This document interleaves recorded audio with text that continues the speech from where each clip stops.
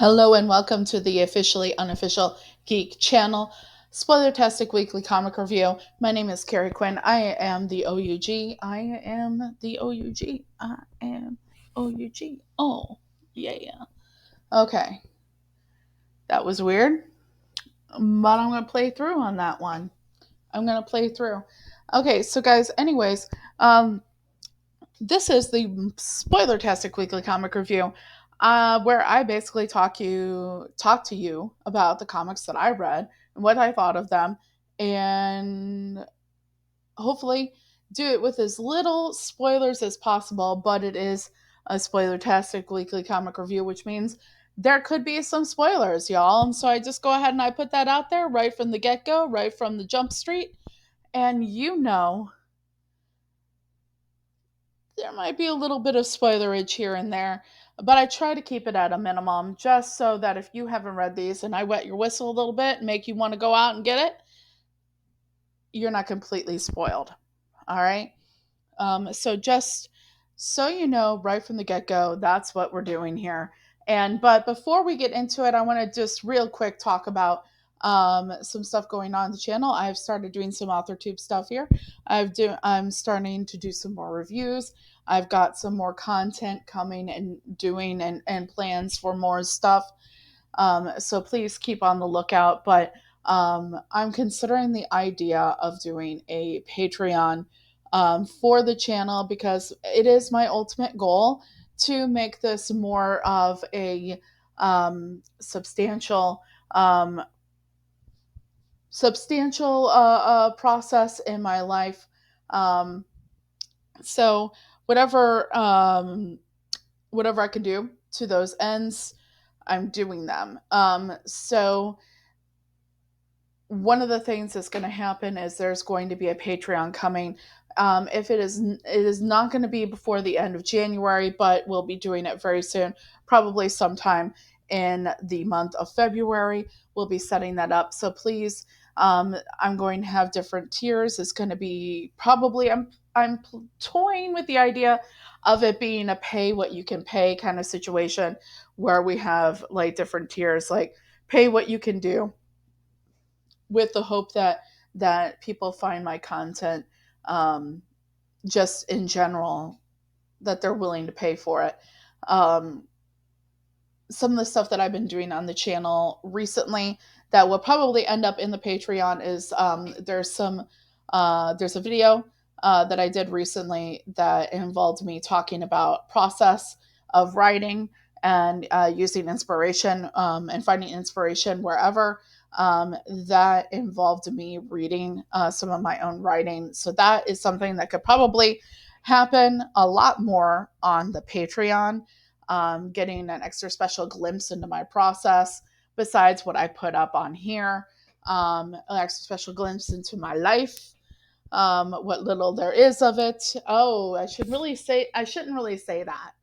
I shouldn't say that, considering I'm gonna try and get people to pay to one. I will come up with something that is interesting or remotely interesting, I assure you.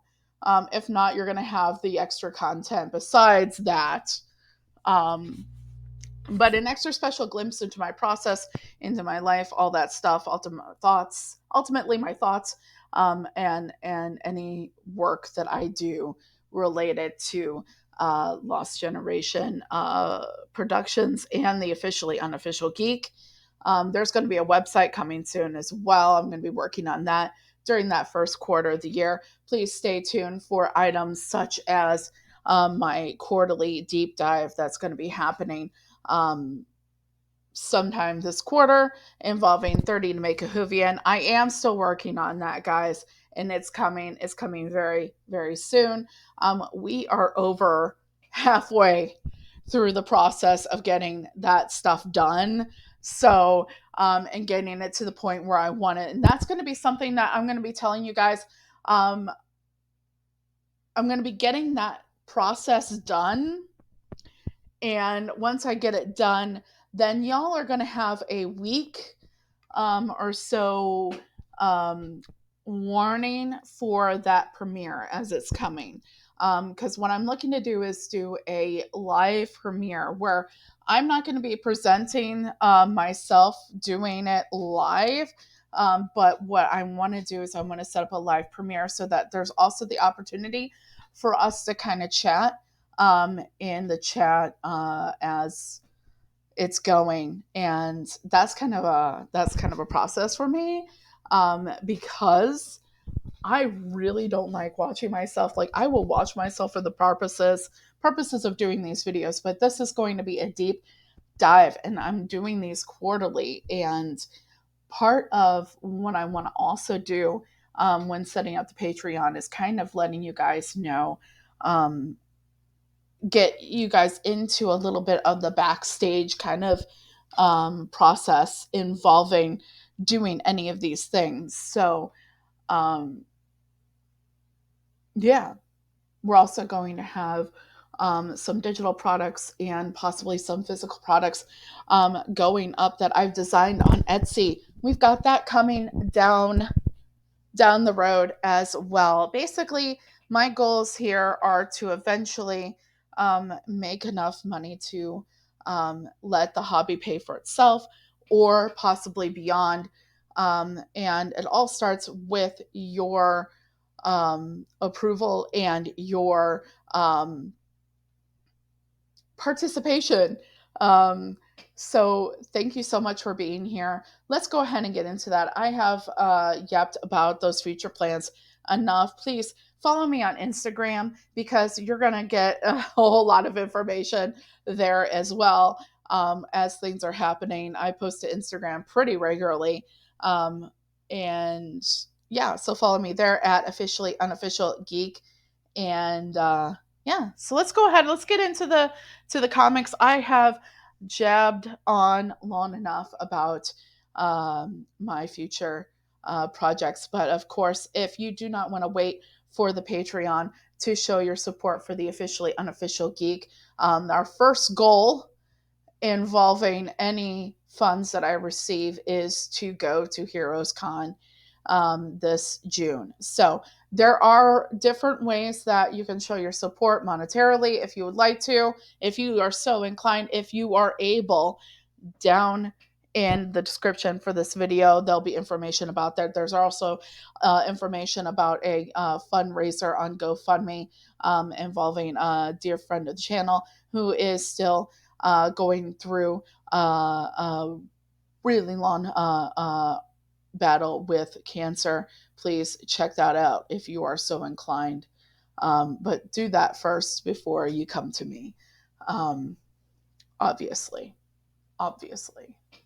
But let's go ahead and let's get into it. We got a few comics that are kind of backdated that I'm gonna just briefly touch on really quick. We have Rebel Girls #2, and I had mentioned this previously that I was expecting these to come, and then they were backdated. I recently did the review of the first one, and now I'm here talking about the second one. And later on in the show, I am going to be talking about the new issue, which is the third issue in this series. This is by Keen Spot. This is Rebel Girls #2, Harel and Ahmad doing this product. And this is basically, I'll be getting into this more, a nice little continuation of the storyline. Very simple, very devil comes down to Georgia kind of feel. But like I said, we'll be talking more about that in a matter of moments. Next thing I'm going to talk to you about is last week, Swan Songs came out with issue 6, W. Maxwell Prince, illustrations by Martin Mazzaro. What I really loved about this is that um, the whole series of Swan Songs is a different, it's an anthology series where each issue is a different story, and they all have to do about some kind of ending. And this is really interesting because it's kind of the concept of this issue intertwines with the concepts of another W. Maxwell Prince comic, which is called Ice Cream Man. And I know a lot of you are into Ice Cream Man, and I am new to the concepts of Ice Cream Man, but I am here now, and I am here for this. This is the 6th issue. of I guess at least the final issue of this arc of Swan Songs. I'm not sure if it's going to be continued or not, but it's very interesting. If you're familiar with Shel Silverstein, um, where the Sidewalk Ends book, from our all of our probably collective childhoods, it takes that kind of form. Um, and honestly, I'm going to be really, really real with you. Reading all of that, I'm reminded of one Dylan Thomas poem. And I'm not going to tell you what it is. I posted this on to Instagram, that the whole entire issue of Swan Songs #6 reminded me of a Dylan Thomas poem. Now, if you can tell me what that Dylan Thomas poem is, you get invisible, um, two invisible imaginary points, of which I can award. Let me know down in the comments if you can tell me what poem the Swan Songs by W. Maxwell Prince, issue #6 reminded me of. That's by Dylan Thomas. I know I'm mixing poetry in with my comics, but so did W. Maxwell Prince, quite frankly. Okay? So, yeah. Welcome. Yeah. Let's go ahead and we're going to talk about World Tree #6. This came out a few weeks prior. It's a continuation of World Tree, from where we left off in World Tree #5. Didn't really get too much of a update on what's happening in the future of the story that we got introduced to in issue 5, but we're kind of just right here in this issue, just kind of going through where is everybody at. We get a little bit of a flashback situation, and yeah, so yeah, I'm still in this. That is Tinian, Blanco, Bel Air, and Bidikar. So that's that. Now we're going into this week's comics. So that's our back issue. So let's talk about these. We've got a lot of comics just from this week. Let's see here. We got 1, 2, 3, 4, 5, 6, 7, 8, 9, 10, 11. 11 to talk about. 11. I'm going to try to do this as quickly as possible, guys. Oh my goodness. Well, let's talk about a new entry into our comic book DC world. Not a new entry. This character has been around for quite a while. And it is a new entry to the Sandman universe.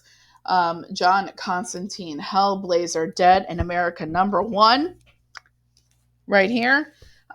This is a DC Black Label book by Simon Spurrier, Aaron Campbell, and Jordi Belair.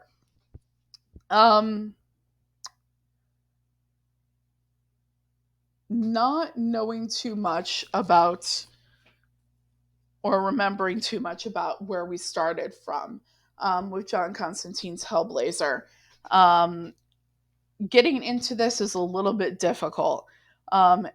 We get a little bit of a beginning and an explanation. This is the story as of now, kind of situation with this book. So I'm not so mad at it.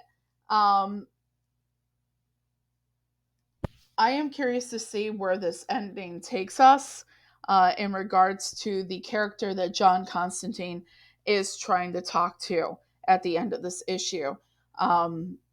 He goes someplace looking for someone, and it seems like he's going to be talking to someone else, though related um, in some way to who he goes and looks for at the end of the issue. And if you have any information about who John Constantine is related to anything Swamp Thing, well, take a wild guess who he's looking for. I think I just gave it away. I really did, didn't I? Oh crap. Sorry guys. I really kind of gave that away, but that is why we put the Spoilertastic in front of the review. John Constantine has what he knows to be his son and kind of a punkish, wayward spirit, vagabond woman that kind of acts like a little bit of a bodyguard with him as well. And they have gone and transplanted themselves in America, complete with fun little, experiences that are not necessarily completely unique to the American experience, but still have their own kind of American twinge ting on them. So that was interesting. Um, I thought it was pretty interesting how the story begins. I thought that was kind of funny. But I'm gonna say that it's got me for the second issue, but I really need um,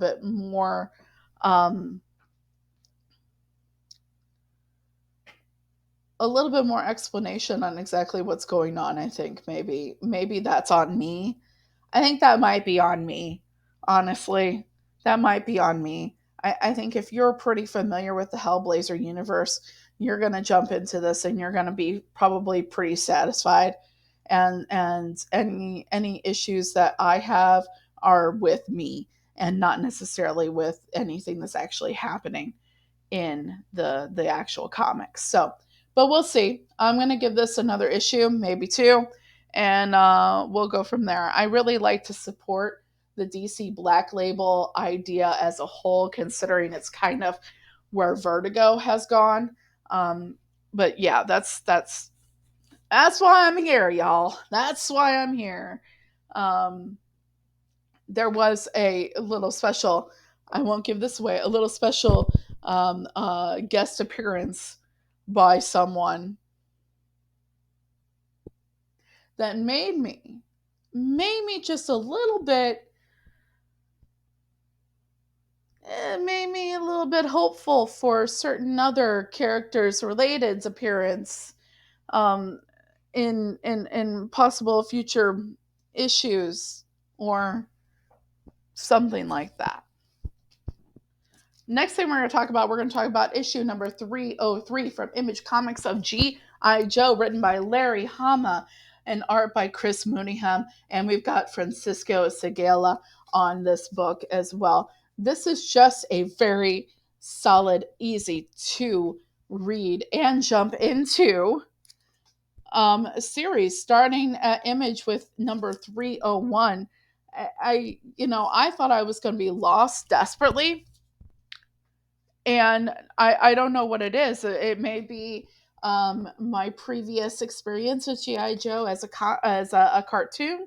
It may be any previous experience that anyone else has helped fill in for me um, with the comic book. But honestly, I gotta tell you guys, for some reason in that issue 301, I don't know how it is. I don't know if it's you know what I'm gonna say. I'm gonna venture a guess to say it is Larry Hama, and the way Larry Hama just kind of inched everything together and made it easy for people to jump in on 301. So if you've ever been interested on jumping in on GI Joe and felt that the task was kind of arduous, and was going to be very difficult because it was at such a high number of issues at this point.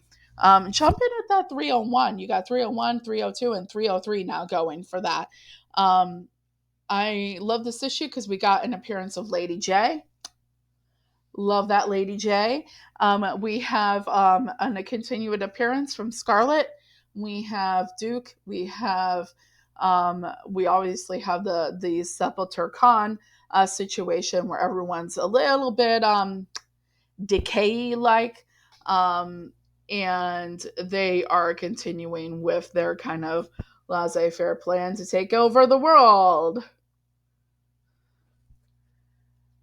Kind of, it seems like there's a little bit of we have a plan, but we're willing to accept outside opinion involving this plan, and that's kind of where we get a lot of the action and things involving this issue, where the Revenge are coming in and saying, "Hey, have we got a deal for you?" To Sepultura Khan, and Sepultura Khan's like, "Well, I'm going to need a demonstration," and that's basically what this issue is about.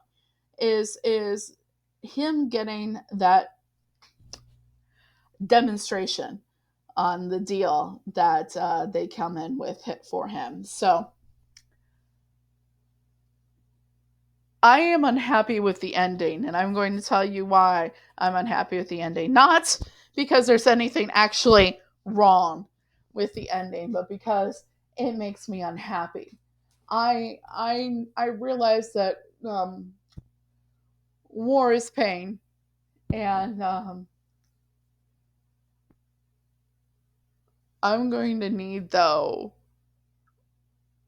a resolution to what happens at the end of this book that does not make me want to cry. Officially unofficial geek, the OUG is a friend to all beings, animals, great and small, and I need a little help with this one. So hopefully next month I will not be weeping uncontrollably. We'll see. Next book that we're going to talk about is we're going to talk about Nightwing, issue 110. This is Tom Taylor, Basuri, Saifuentes, and Lucas with the Redondo cover. And I love that it's the meme with the cat. Um, this is a tie-in technically to Beast War, which I have not been following, but I did not act quickly enough to say, "Hey, we'll take a time out on Nightwing with our comic book uh, shop." So I didn't have the heart to be like, "Oh, I'm not going to buy this." Um, but I'm fine with it because I actually read it and it gave us a little bit of a background, enough that we can jump in at least for this one issue and know a little bit about what's going on and know a little bit where everything's coming from. We have a potential new villain here, and let me tell you, I understand that we have not resolved the whole Heartless thing. We have not resolved the whole Heartless thing, and guys, that is a problem. But I have to say that when it comes right down to it, I like the concept of this villain more than the concept of Heartless. Um, it makes there's more nuance to this character. There's more of a potential interesting storyline going on with this particular character that I feel that it might be a little bit more entertaining than the idea of Heartless. That's just my viewpoint. Deviant number two, or excuse me, nah, it's Image the Deviant, issue number 3, not 2. Um, the only problem I really have with this whole series as a whole is we are now sitting on January 21st, 2014. This centers around a Santa Claus serial killer. Um, Information involving that Santa Claus serial killer back in 1973 and then also in 2023. Um, and you're dealing with the fact that there's some weird mental stuff going on with our main character. And I'm just, I'm kind of done with Santa stuff right now. And that's the only problem I have with this. Other than that, you have James Tinian. We have creative team. Tinian the Fourth, Hickson, and Otis Main Alaho on those letters because we all know he's doing the letters. They're doing the letters. If that name is appearing somewhere, they're doing the letters. Um, Overall, with the idea of the fact that I'm kind of done with Christmas stuff now, um, there's nothing actually really wrong with this. It's actually pretty interesting. I am reading currently a book, a novel I'm reading right now. I'm almost done with it. It's called Bright Young Women. Um, and Bright Young Women is written in a nutshell, inspired by the whole Ted Bundy case. But it's not actually, they're not using Ted Bundy directly, it's just inspired by Ted Bundy. So, and I am, like any weird, slightly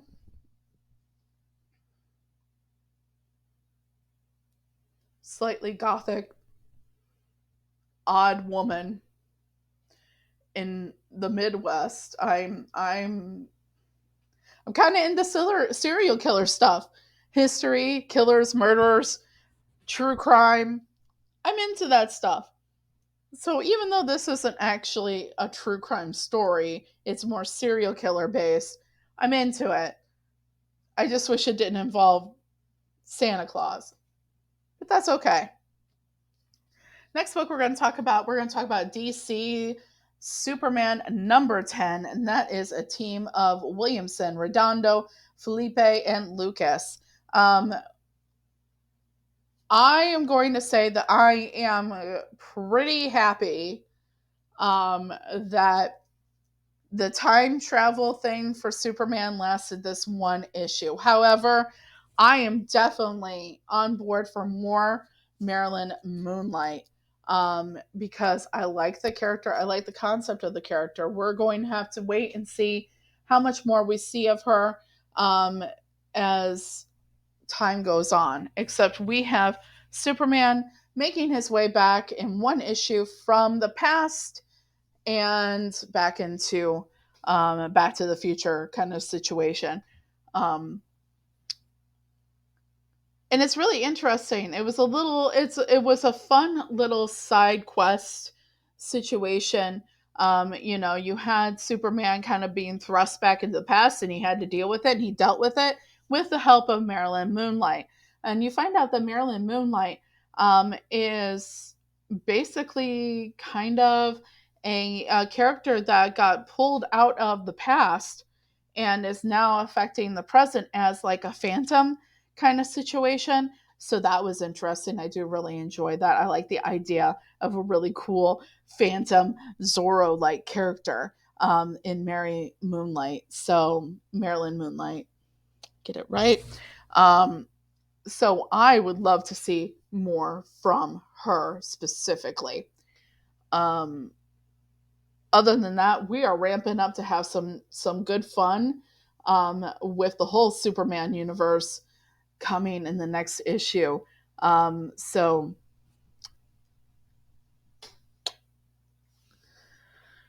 can't wait for that. But anyways, let's go on and let's move on to the next book that we're going to talk about. We're going to talk about Creepshow issue 5, anthology horror series.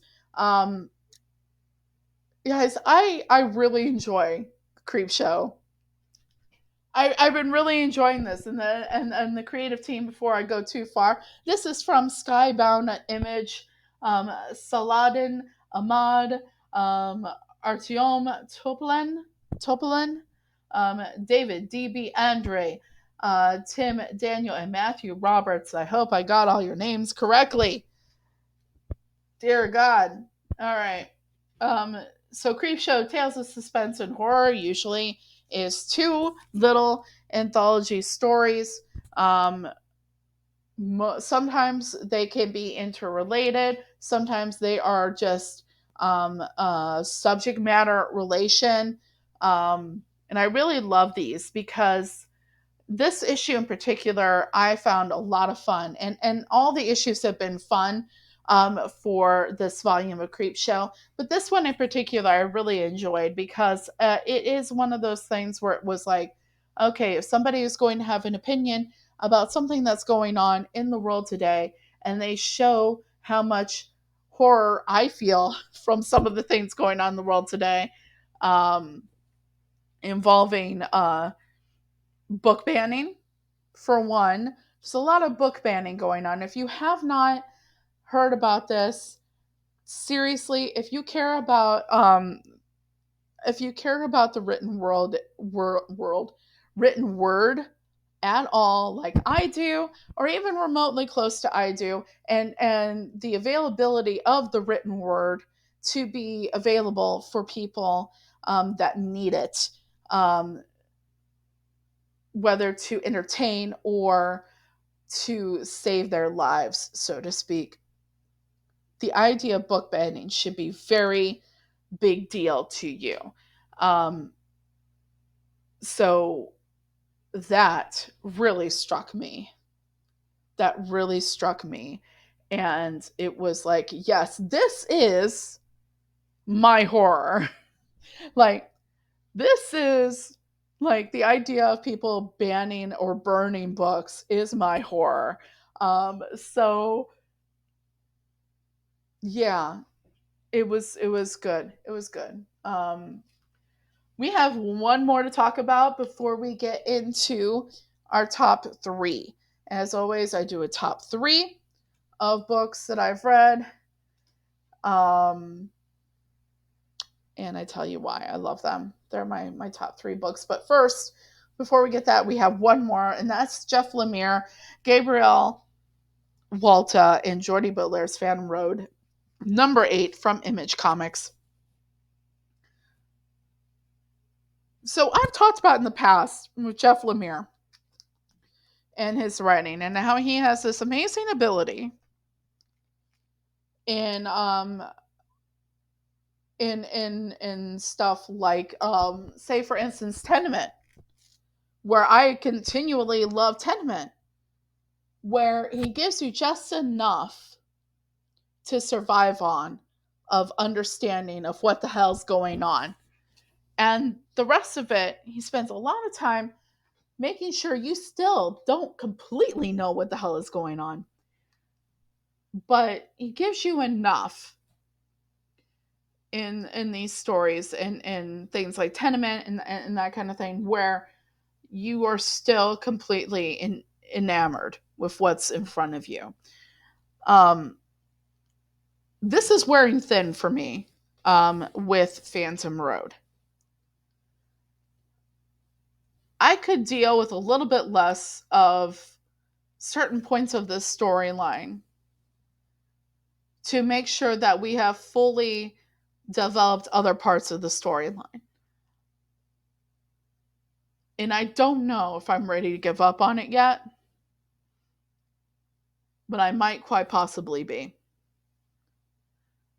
We have an entire issue where we ignore an entire part of the storyline that I think deserves a little bit more rounding. And that, if you've been reading Phantom Road, you might know what I'm talking about when I mention the FBI agent, which nothing about the FBI agent ends up in this issue. The book is completely um, Dom and company just being completely distrusting of each other and freaked out at the same time, but yet realizing they have to trust each other. And you got the dude that looks like Ronald Reagan in the 80s, wearing Hawaiian shirt, doing his thing. But I'm not sure if it's enough to keep me going. I am on the fence about this one, quite frankly. um, so we'll see. We'll see what happens there. But we have reached our top three. You probably already know what one of them is. So let's just go ahead and get into that. Keen Spot, Rebel Girls, number 3 by Haral and Ahmad. If you remember, I talked about number 2, a back issue that I got. And I caught up, and this is number 3. This came out this week, and this is a lot of fun. This is a girl group band, basically reminiscent of the Riot Girl movement. Girls to the fucking front. You better believe it. And they are chosen by the Dark Lord to kind of spread the Armageddon All right, spend the end of times through their music and through people um, liking their music and being fans of theirs. And really, they have like a person that's supposed to be like a handler sent by the Dark Lord or the Dark Lady, as you find out in some of these issues, um, to kind of put them on their road, put them on their path. And it's not necessarily working out because they're distrusting of him, and for good reason. Now you have the opposition situation where there's this person, this school that is also going to sit there and kind of get involved, and is going after the girls, and you have a continuation of them um, trying to fight off this little zombie apocalypse type of situation. And supposedly their music calms all these zombies down, but that means they have to just constantly play forever and ever, or else they will get attacked again. So that's the story. And we have the entry of another character, another spirit, supposedly that has come to protect them.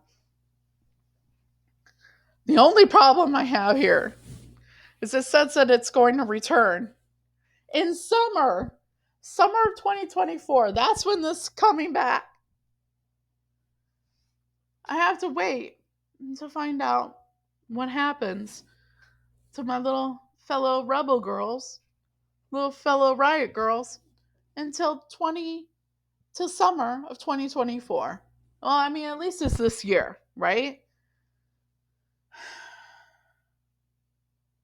King Spot, even I'm sure you're not going to see this, but if at all possible, can we get it before then, please? Anyway, the next oh wait, that was not my top 3. Sorry, that was not my top 3. But now is my top 3. I apologize, y'all. I got a little excited to talk about Rebel Girls, and woo, now we're in my top 3, and we're gonna start. We're gonna start with Catwoman number 61. This is part of my top 3, definitely. Apparently, I can't count. We've got a Teenie Howard, Raffaelli, and Gandini on this book, and the reason why this is on my top 3 is because y'all know I am a sucker for the feels. I am a sucker for the feels, and this gives me the feels. So basically, the storyline right now, this arc of Catwoman is going down like this. Catwoman, and the end of the Batman Catwoman Gotham War almost died. And in the pursuit of almost dying, she has been given and bestowed a power, um, supernaturally, that allows herself to actually live 9 lives. So she's taking advantage of this situation, and she's thinking of all these different things that she wished she had done, but she didn't do because they were all too difficult to do. They were all too dangerous to do. So she's now doing them. And in this one, she is going to a Chernobyl-like place to gain this one item that's very powerful, so that it can be used for the right purposes, for the right people, and neutralized otherwise. In going there, she is going to be taking a lot of toxicity. It is going to kill her, and in the end, it ends up taking her way too long to get out of there. She definitely uses up one of her lives while she's crying out in pain, and she's dying, and she's in pain, and she's very upset. Superman comes because he can hear her. and he wanted to make sure that she got out of there.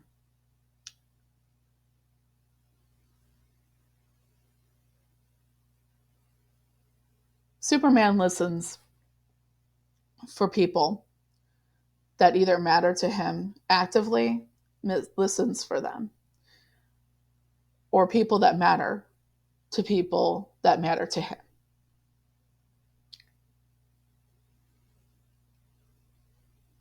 And in this issue, he reveals that he often checks in and listens for Selena.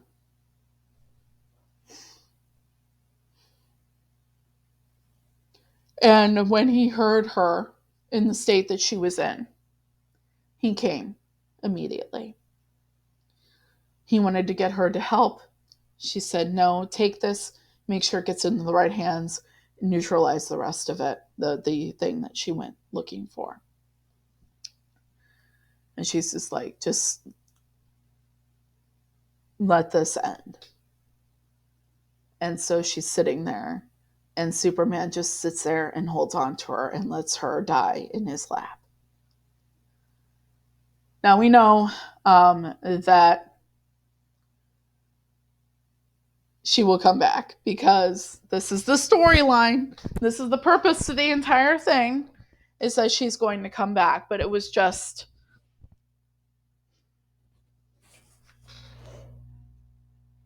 it got me in the feels, you know? So well done. Well done. And we check in with Dario and Ieko in Gotham as well. And I love that they've got this little team thing, this little team going, dynamic going with the Catwoman that's in Gotham that's being, is Ieko, and Tomcat, Dario. I love Dario. I love the character Dario. I'm just going to say this right now. Can we keep Dario? I know that sometimes when creators come and go, the characters that they really kind of put out there kind of go with them sometimes, or they stick around a little bit, but then like go to the wayside. I really hope that the whole idea of Tomcat with Dario is to stay. I really hope so. I really hope. I like the idea.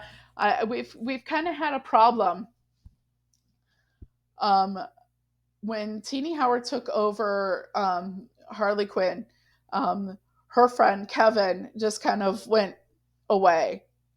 Like, I feel like we don't have Kevin anymore, and I don't want to feel that way when Teenie Howard leaves Catwoman and we don't have Dario anymore, because I want Dario to be there.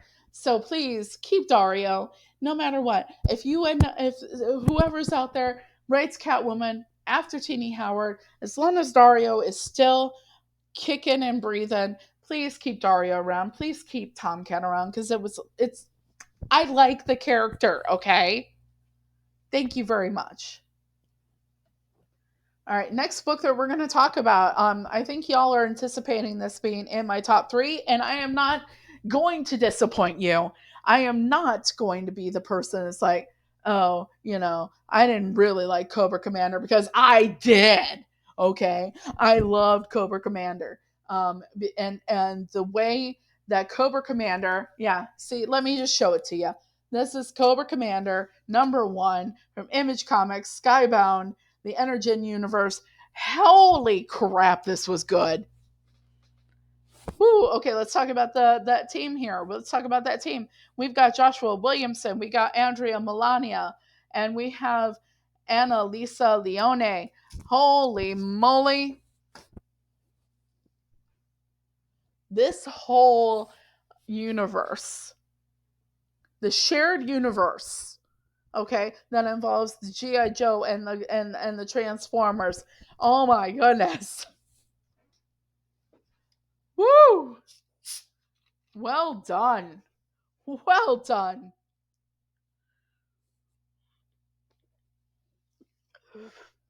Ah. Mm. Mm. Don't want to mess up my makeup. Anyways, well done. Well done so far on this one. Um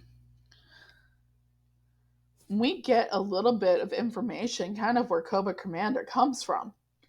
Um, a little bit of a reboot of his origin, so to speak.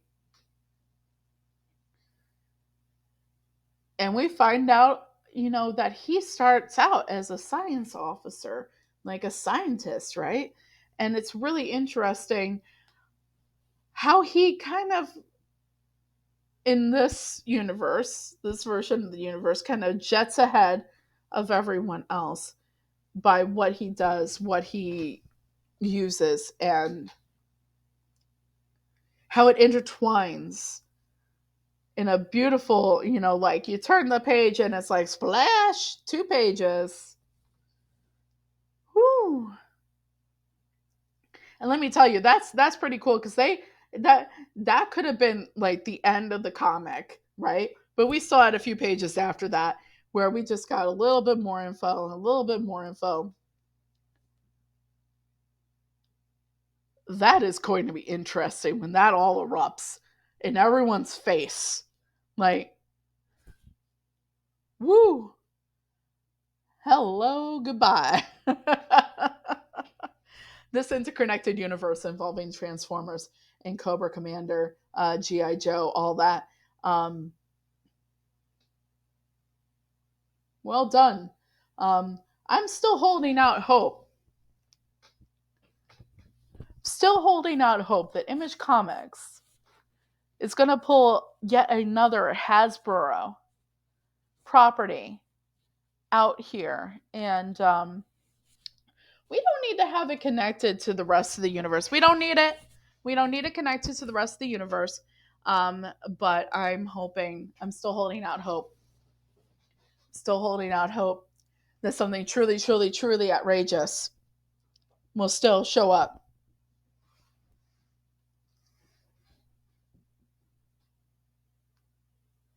Truly outrageous. Well, I'm living for this as it is right now. Thank you very much. This has been fantastic. I just love that I live in a universe at a time where this is happening. And you know what else?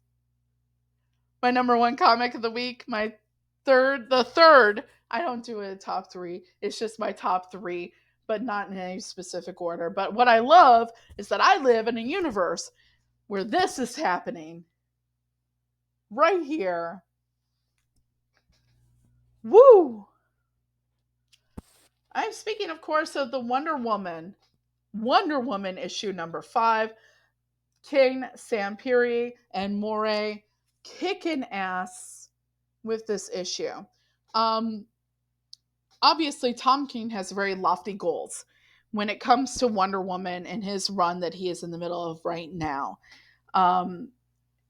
Time will tell, the future will tell us whether he succeeds in his lofty goals of producing a basically the equivalent of a Dark Knight Returns for Wonder Woman. You have a lot of the different elements being, in my personal opinion, represented that would be a would be required for having those ends and those lofty goals fulfilled. There's political, there's personal and emotional. All of these things are coming and putting into place. And they're coming and being put into place in this issue. Not just the 4 issues before it, but also definitely in this one.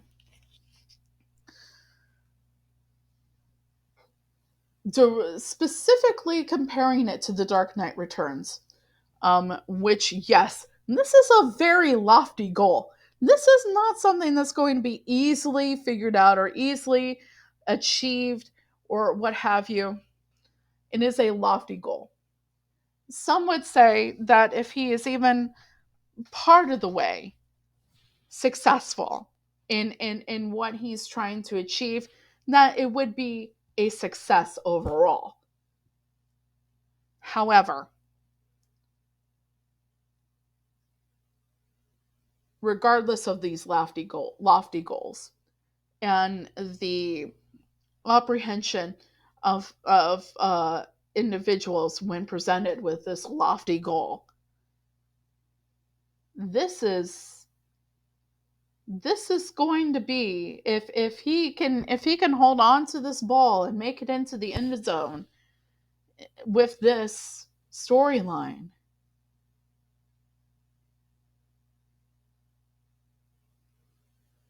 this will be a success, regardless of whether he reaches that lofty goal of A Dark Knight Returns for Wonder Woman. Um, in this issue, you have the narration that's going on there, and we've established in past issues that narration, somebody is directly talking to Trinity. Now, what we get from this issue specifically, that I cannot recall if I noticed in previous issues, but I definitely noticed in this issue. So please, if you've been reading, let me know in the comments if this was present and I just kind of missed it. It went over my head. Um, but we get an idea that the person narrating this tale, we finally know that it is not Steele. It is not Sergeant Steele, because it would be very awkward, the way it's written, for Sergeant Steele to refer to himself in the third person like that.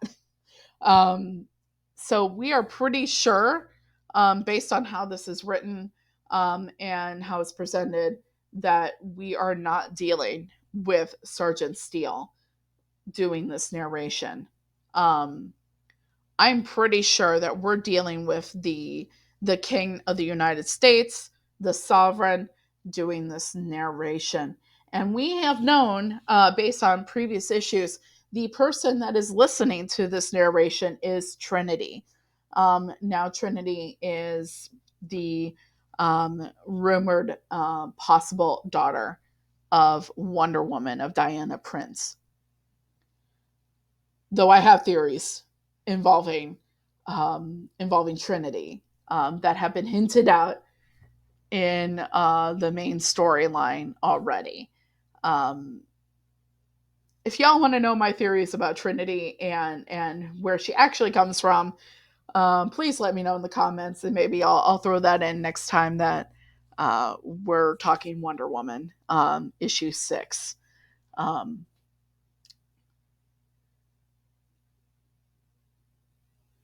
the idea that you have the narration kind of talking about how the United States government and the United States military could not go after Wonder Woman in a proper fashion, so they had to develop this team to go after Wonder Woman, of her rogues gallery. Like, key members of her rogues gallery are involved in this team.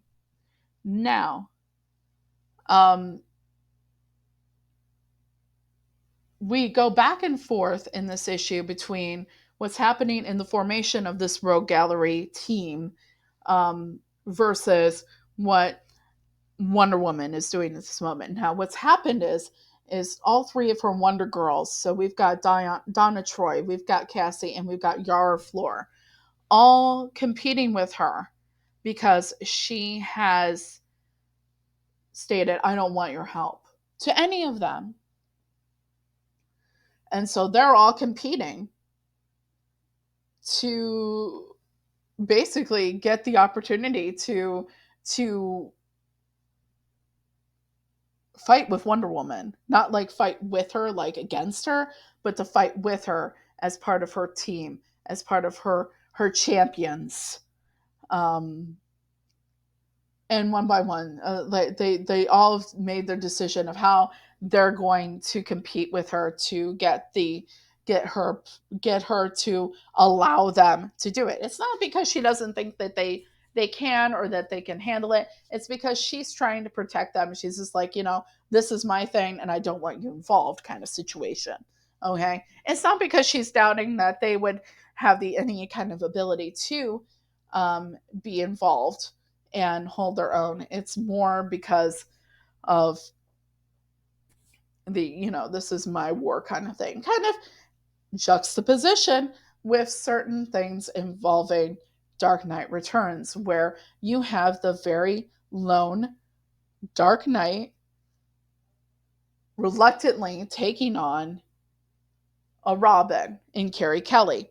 So there is a juxtaposition here that happens with what happens in this book involving her three Wonder Girls, Yara, Donna, and Cassie, all trying to join her. In the end,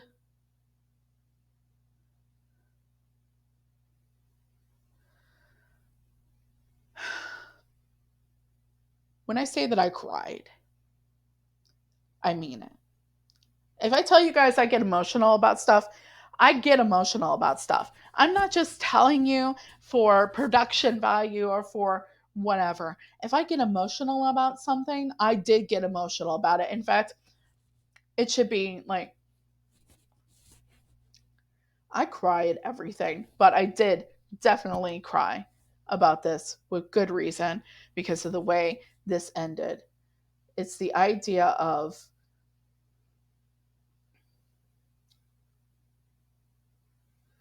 okay, so y'all familiar with Doctor Who? Some of you are not, and that's what the third E to make a Whovian is going to be about, okay? But there's a moment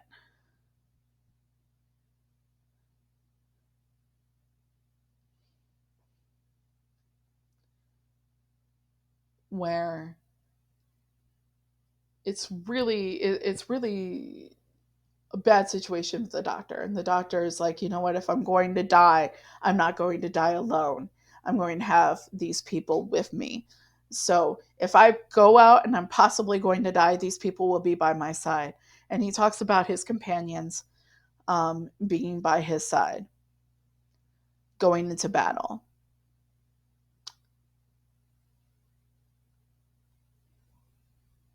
We're going to have the Wonder Girls.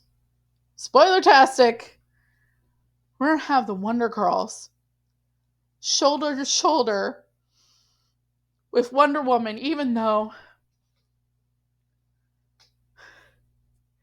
well, even though she beat all of them in all their tests. They refused to leave her side. We are going to have the Wonder Girls shoulder to shoulder with Wonder Woman in this fight. Because if you're going to go, you're not going to go alone. So I hope all of you out there, in conclusion, have those people in your lives that you know that if you're going into hell, you're not going to be going through it alone. And you cherish those people. I have people in my life that I know that if I'm going into hell, I'm not going alone. And I hope you guys have that too. But on that note, we're going to end today because that's all the comics I have to talk to you about. And we've gone on for quite enough time. But thank you very much for joining me in today's festivities. Thank you for checking out all the information down in the description. Thank you for checking out the rest of my videos. Thank you guys for being here. Please like, share, comment, subscribe, all those things. Hit that notification bell so you don't miss when I post any videos, big or small. And that's it for this week. So until next time, keep your eyes and ears open. If you see something, say something. Remember, the complacent never make a difference. So in 2024, go out there and make a difference. Until next time, I'll be seeing ya. Bye.